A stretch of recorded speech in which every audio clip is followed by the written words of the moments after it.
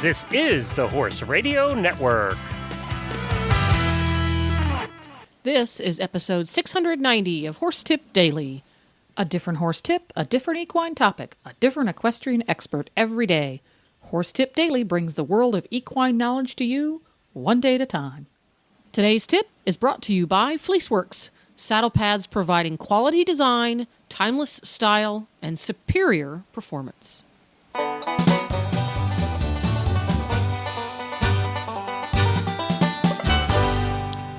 Hello, horse folks. Coach Jen here, and thanks for tuning in to Horse Tip Daily. Today's tip is an excerpt from the Driving Radio Show, episode 67. Glenn the Geek and Dr. Wendy Ying talk about that frustrating foot problem, thrush. But first, let's hear from our sponsor, Fleeceworks. Fleeceworks manufactures pure Australian merino sheepskin and merino wool saddle pads and accessories. Their pads produce a vital thermal balancing layer to pull excess moisture and heat away from the horse's back, allowing muscles to work at maximum capacity without overheating. Fleeceworks Australian merino wool is breathable and hydrophilic, able to hold and store 35% of its own weight in liquid. A longtime staple of the medical field, Australian merino fibers have no equal when it comes to delivering a temperature-controlled, pressure-absorbing layer. The Fleeceworks philosophy, minimum bulk, maximum performance, and they have a variety of anatomically correct pads incorporating technologies and designs that address the individual needs of every horse and rider.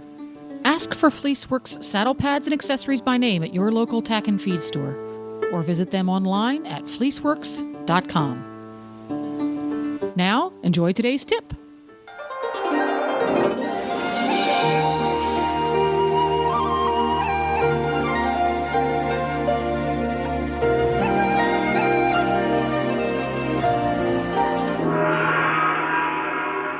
Well, okay, today we have a hot topic.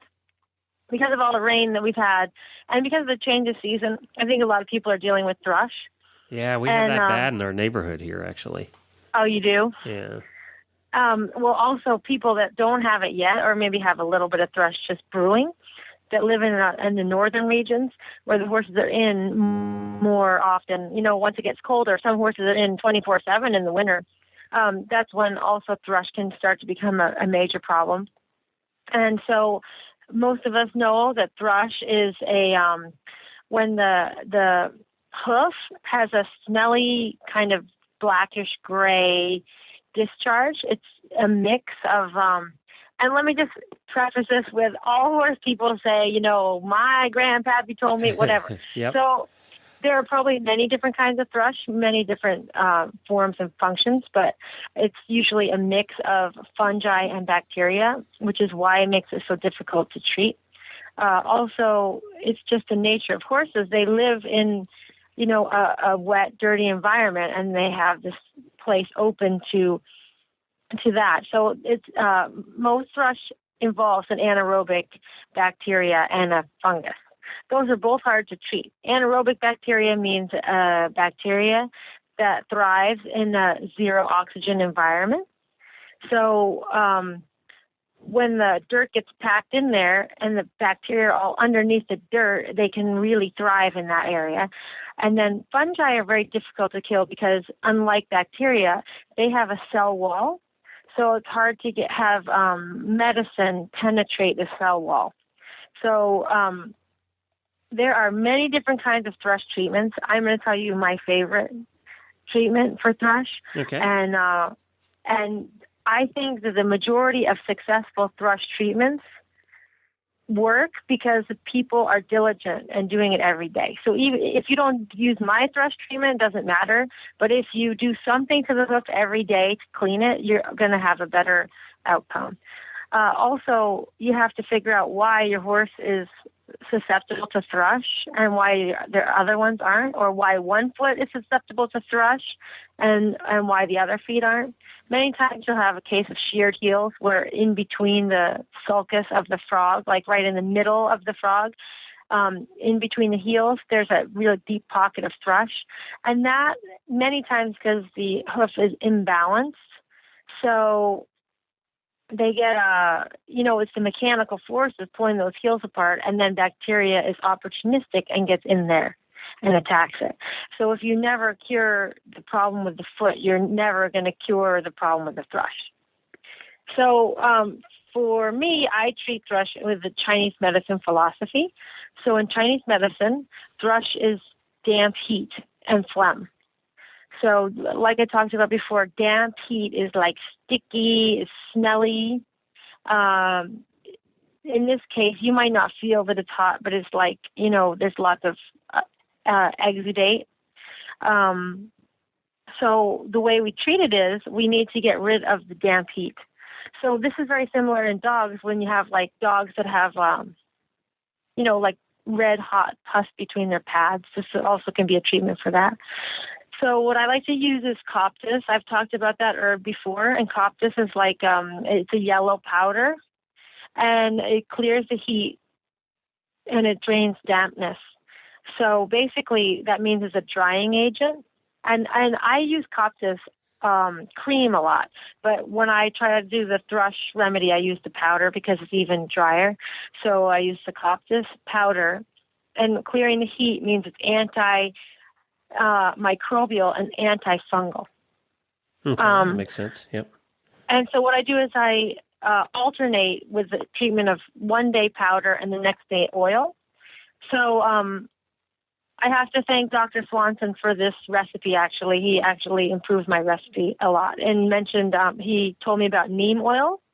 So neem oil is it's an oil that is used in organic gardening that penetrates the cell walls of the plants and also penetrates the larval tissue of bugs. So that's how it kills the little bugs, but it's completely safe for mammals. That's why you can use it for organic gardening.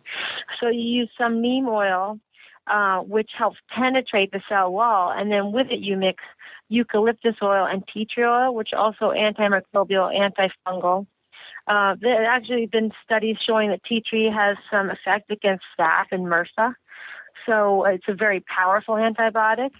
But sometimes those can't penetrate the greasiness of the thrush, and also can't penetrate the cell wall of the fungus. So that concoction seems to work well. So one day coptis powder, the next day the neem oil concoction is a very effective thrush treatment. And I will say, in the beginning, when you very first start treating thrush, like I said, it thrives in a low oxygen environment. So the very best thing you can do is take your horse and really clean his foot with soap and water. Like, how often do we do that as horse people, right? We just take it out. That's but true. Take it to the wash stall and take some dish soap and a soft brush and really get out all the dirt and scrub as much as you can. It's just like washing your hands. Like the act of washing your hands can get rid of a lot of the bacteria. Then the soap helps drag it all off. So wash their feet, dry them, and then maybe pour some hydrogen peroxide on there, because that also opens up any it helps debride the dead tissue, and then you're releasing all this oxygen there, killing the anaerobic bacteria. So if you do that once a week in your routine, you can really get a jump on thrush. And like I said in the very beginning, if you're obsessive about treating your thrush, no matter what you do, would probably improve it. Whereas, if you just go buy Copper Tox and squirt it on once a week, if you remember, no matter if you had a magic pill, it's not going to fix that. Yeah, thrush is one of those things that you've got to do every day, twice a day. Yeah. Yeah. So it's a lot of owner compliance. Another thing you need to think about is if you have a horse that has chronic problems like thrush or bad skin or whatever, maybe you need to look at them, their whole immune system, because maybe they can't fight off this bacterial infection where a normal horse can. So then that's time to start looking a little bit deeper into your program. Where can they get these items? Oh, neem oil you can get in any garden center. Okay. And the other oils you can get at any kind of health food store where you can get essential oils. Okay. Because those essential oils can also be used, I think probably people know them most commonly to be used for lung infections or, cold, cough and cold. Like eucalyptus is very popular in cough drops, Yep. for example, because it opens up your bronchioles. How about this the powder? Is another way that you can use it. Oh, the powder? The powder you can get from any Chinese medicine veterinarian. It's a very common formula that we use. Or I'm not sure if you can get it at the health food store, but any TCVM veterinarian can get you coptis powder. Okay. Very good. Well, it's good to know that, the what I want to say less chemically way, the Chinese medicine way to treat that, because you're right, there's about 85 different chemicals, and sometimes I wonder what's in them. Right, and like I'm saying, if you do nothing else, if you don't use any of the things I told you about, and you have thrush, I'm just going to say, I think if you were more aggressive in your hoof cleaning regimen, not meaning pick them out harder, but maybe if you really scrub their feet and use hydrogen peroxide and or bleach once in a while, like once a week, I would say you would improve it greatly. Right, yep.